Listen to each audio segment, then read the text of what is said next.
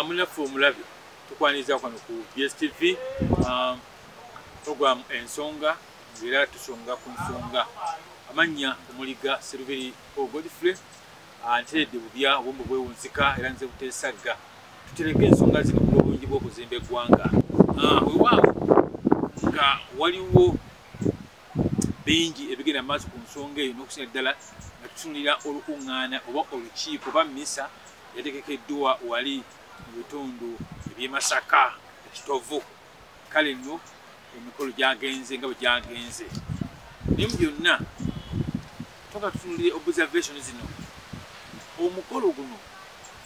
ogwa mukadde waffe Mathias Mpuuga Nsamba Commissioner of Parliament engeri gye gwatambuddemu ne observations bw'oyinza okuziraba gesukira ddala twagala twebuuza ebibuuzo biwerako ekigendererwa ki ekikulu ekyabadde ekyokwebaza Katonda olw'ebyo byamukoledde kati nno ebitemwatemwa ku lw'omuntu alaba puroguramu eno BSTV bye bino ekigendererwa ekikulu mu byo yalaze kiki kyeyeetaaga bakifunye okumanya oba bamaanyi oba si bamaanyi kati ekikyuba ne Uganda batandise okutemaatema kati ekidde eri bannayuganda mumusalewo oba amaanyi ge galabiddwa oba tegalabiddwa oba yasinze principal Bobi Wine oba teyamusinze oba yalaze nti kati nkumawo nkyaliwo amaanyi mu Masaka nze ndagira kati ebyo byonna biddayo ku mwenga bannamasaka biddayo eri bannayuganda biddayo eri abantu ba bulijjo kati ekyo nga kimaze okubeera bwe kityo oluvannyuma ate twagala tutunulire abagenyi abayitiddwa abadde basuubirwa abakukunavu nga Katikkiro wa Buganda kwanza teyazze ku mukolo ogwo kiki lwaki teyazze kugamba ffe tuli bannamawulire abatemaatema ensonga emabega w'amawulire olw'omuntu gwe ali ku TV agiraba mu kaseera kano okutta essimu yo mu ngalo ogobera ku YouTube ogobera ku TV ogoberera wonna w'oli omanyi de n'ensonga endala tutunulire ye mukadde waffe Ssaabasumba omukolo guno obutagoberako kyali kitegeeza ki naye tulina okubetunuliramu tutunule ne speech ya mukadde waffe Mathias Mpuuga speech yakoze yabadde etegeeza ki kasookera awo nga tunaabyongerako speech mu kwogera kwa Mpuuga yasoose n'ayogera nga alangira banne abannu byagamba nti byakyali ng'agamba empayipayi bano batategeera bulungi bano abalabika nti tibamanyi byabufuzi era neyeeyama kwongera okutabala eggwanga lyonna ng'asomesa ebyobufuzi ebyekintu kiramu ebyekibonjofu kati ekibuzo kiri kimu byabufuzi ki ebigenda okusomesebwa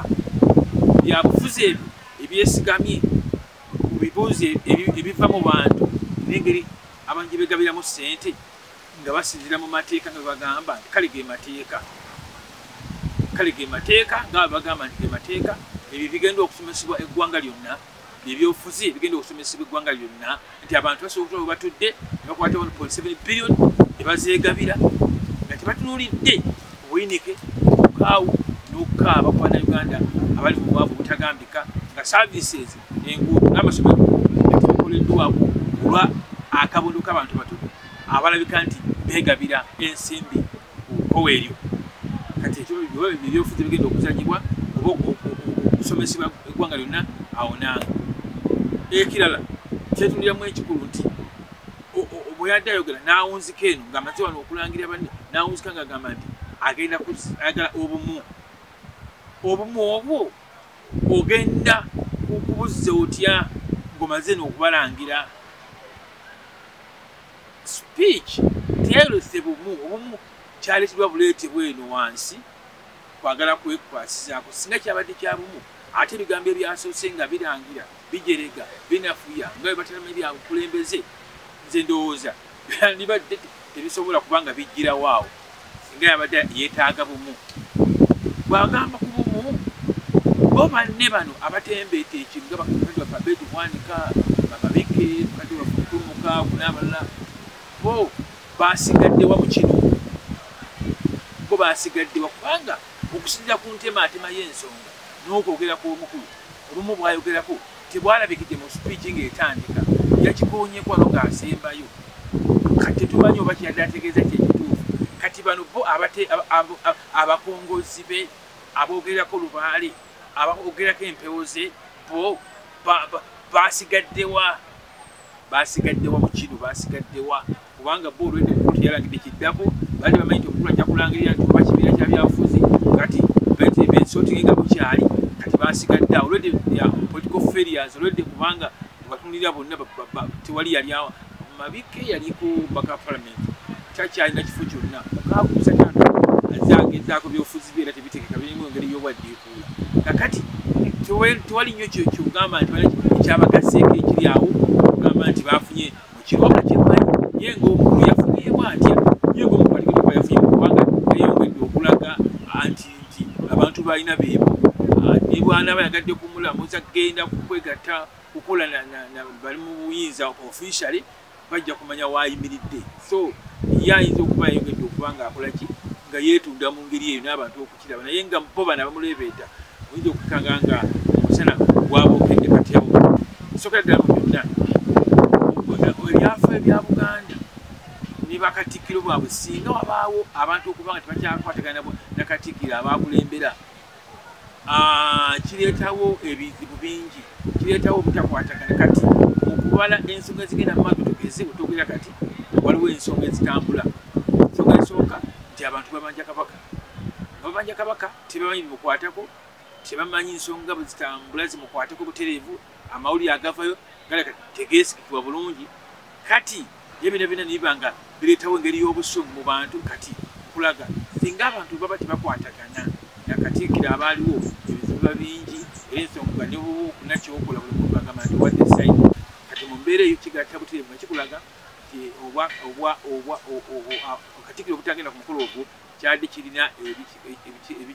owakatirwa kyandireseewo enjawukana y'amaanyi ng'ate waliwo n'ebibuuzo bingi ebyebuuzibwa ogatta n'abantu okusindibwa wano mu Lubigi juuzi wano nga nneme esenda abantu nga birimu nti ne Buganda Land Board abantu badde bajjako obusuulu kati mu mbeera eyo nga kiyinza okuleetawo embeera y'abantu okubanga obunyiivu nga bweyongera tegedde so njagadde kuwa kyafaayo ekyo nakulambika nti kasita Obwakabaka ne katikkiro waabwe abaafuga singa abantu baba tebakyakwatagana naye ate nomala batikawo omukolo gwe ate n'ogenda ogubeerako ng'oludde waliwo enjawukana eziri political kati gwe ekintu oyongera kukyabya bwabya kale nno akakasonga mukalaba nga bwe kali kati ekyo nga tukimaze tebatemera mukolo guno omukolo guno bw'ogutunuulira ngeri gye gwatambuddemu gulina ebibuuzo bingi ogutunuulirwa abakulembeze n'engeri gye bagenda okubanga batunuulirwamu okwekubwamu tooki buli kadde nti olwo omukulu yagutegese oddebateeka akazito naye abantu bakimanyi public outcry bw'abantu bwamuwaliriza kale ajja agutegeke naye mukutegeka ng'agezaako okunnyonnyola oba tunalabye mukadde waffe Sseggona nga annyonnyola ng'agamba nti sente zayisibwa mu mateeka biki kakati obanga olwanyisa obulyake buli mulina amateeka tukwesiga n'ogamba nti zayisibwa mu mateeka naye nga naawe wekimanyi n'ababbi n'abakwata abakazi basobola okukola etteeka nga libafevalinga kubanga baba kye baagala so mu bumpimpi ngezako kunyona kugamba nti ebintu bino mwengavuga mwabalabi ffe DSTV kutembera nti nakulaga nti kino kyekirina okubeera bwe kityo kino tukitematebiranga tetuna kyetukwese obulungi oba okwagala okulaga nti eggwanga lirina kutambula nga lyetegeredde ate n'abakulembeze okubeera ab'ensa kati ate ekirala ekyasinga nakyato okukwata omugamba abantu ye speaker wa parliament yakoze statement n'agamba bw'abanga omwana bbye naye nga bbye kabbye n'aleeta ewaka si kibi nagambe bannange tuli ku kikino pulezidenti bw'agamba nti alwanyisa nguzi palamenti yajula bw'abanga senkulu wa palamenti yagula statement bwetyo kati olwo bannange tuli ku ki kati moral authority eruddawa ye wanayimira alwanyisa obukenuzi bwe kiba nga yakoze statement bwetyo bwabanga omuntu alidde kasente nga ne baba abbye kasente nga abbye katontono naye bwaba abbidde bantu be ne balya gamba obubbi n'okunyaga ensembe z'omuwa omusolo zino sente twogerako si za muntu omu za ggwanga zisente ezoogerwako ezibbibwa abanyabo ne bassebo si za muntu omu za ggwanga zisente za muwa musolo gwatunda obunyanya gwatunda nakati gwatunda popcorn gwe sente zezookozesa zebakusalako nezigenda nga zigenda mu nsawo y'eggwanga ezambe zikola ekintu ekigesaamu abantu ne bazigabanya nga balinga bagamba nti bo be baagala okufuna bokka abalala balinga bajja mu Kampala okusiba obusibi obuguwa bw'engato z'abagagga abantu beetaaga bafune kimu bafune saavisi ezimu naye kati sipiika wa palamenti naalongolaga nti tekirina buzibu kasoli olinga kabbyeko kasaba nga akakomezaawe waka awo tuba tulagawo abanyabo ne bassebo so ekyo njagadde nakyo mukitunuulire bwe tuba tunalwanyisa engeri eno naye mu bumpimpi ddala nze ngezaako kulaga nti byonna ebyo nga mbikolagana n'omukolo guli ogwategekeddwa naye engeri abakulu gye bagutegeseemu n'ebirala byonna zetaanaapo ezabaddewo n'ebirala byonna kati bo be banaamanya kye babadde baluubirirwa abadde baluubirira kulaga amaanyi baagalabye abadde baluubirira kulaga bano bapulincipo Kyagulanyi ne banne era nabo babalaze kye balinawo babadde kwepima era beepimye kakati ekintu kiri kimu kutunulira bukulembeze obujjudde ensa ekyo kiri kimu kutunuulira bwe tubanga ensonga enkulu yabadde yakwebaza kale beebazizza era nekiggwa fe kyetunula kiri kimu bebakulembeze ab'ensa ate omuntu wabanga avunaaniddwa waliwo ebimuvunaanibwa kutegeera musango nze ndowooza okwetolera kikulu naye bw'osigala ng'olaga nti ate oli wamampaata gegoloza omukadde nga n'awambulwa tuteekewo embeera ey'okulaba nga tukwesyoninga abakulembeze kati omukolo bagutegese genda okwebaza yes byobazizza twawudde ekigambo kigamba nti nenenyeza oba wenenyeza mu ngeri yapetesi ey'abakatoliki nibagenzi bafaathe n'omwenenyeza ebyo kale byamu naye mu bigambo byewayogedde tibyalaze mu kwenenya byalaze kasajja fuba byalaze nzinja kubasomesa ebyobufuzi mu kwebaza kuno wakiri mungeri emisi gyadde etambulamu wakiri mu puroguramu yabadde etambula nti muteeke buli wakiri dakiika nga 5 oba 10 15 oba 10 munsi oluzimuwa nga essaala eri ku kabaka asabirwe ave mu mbeera gy'alimu mukama amusuuse kuba naawe okimanyi bulungi oli musajja mukulu wakitegedde okimanyi nti kabaka mbeera gy'alimu si nnungi eggwanga lyonna lyetaaga okuwulira ensonga ze kuba katonda yeetaaga okuwulira eddobooga katonda yeetaaga awulire essaala ezo ng'asabirwa naye tekyaweddwa maanyi kubanga nekibadde ogamba nti oze kwebaza tonna kyewalangidde kiddako nikikino kujja okwogere kugamba kulangira balala nti pwayi simanyi basomesa byabufuzi tulina ejja nnyo kyewatuwadde kati si abasajja nga kabaka eyakulera eyakuteekateeka n'ofuuka olwayo kyoli ye nga teyawereddwa mukisa mwaganya kaspace kulaba nti no wakiri essaala eyitawo ku lulwe nga yasimba ne basiikiriramu ebbanga eriwo olwadde kikanga 15 nga bawunzisa emitwe bawanisa emikono bafukamidde tusabire Ssaabasajja ye muli musabira ddi kubanga oli wakitiibwa era ffe abamu tukuyita ow'ekitiibwa kubanga munange kabaka okusiima n'akuwa ekifo mu bulange si kyangu kakati ekitiibwa era okirina ekyokubiri era Katikkiro wadde teyazze ku mukolo wadde osobola omufunira era ne muteekateeka emmisi eyo y'engeri ng'eyo Ssaabasumba mukadde waffe Ssemwogerere wadde teyazze ku mukolo wadde n'obusobozi obumuteekateeka oba n'ofandinga enteekateeka zonna kubanga ne ssente osina tuli mwavu era n'emmisa neteekebwateekebwa olwa Ssaabasajja kakati ye mwako ekyo nga tekyakoleddwako nga tetulabawo mugundu kubanga omuntu bwabanga yakola bulungi mukasa kano ng'ali mu mbeera etali nnungi lwaki tewakiwadde maanyi so ebyozo ebisigala bipendinga nti y'omuterega temwamuwadde maanyi kubanga asabirwa kuba yandibadde afuna akadde akamala ne musabira bafaaza ne basaba nga kikulembedde n'asaba essaala ey'omukungu netuwulira nti kabaka aweeddwayo essaala nekati tanafuna ssala mu Buganda yonna kubanga neekirala mukadde wange bintu ne mu bango otugamba ne speech okera ng'ogamba nti ekyabujja mu Nuupu luka kati oli munyiivu nnyo n'abanuupu batibula Ssaabasajja bamuvuma naye ate gwe amwagala ennyo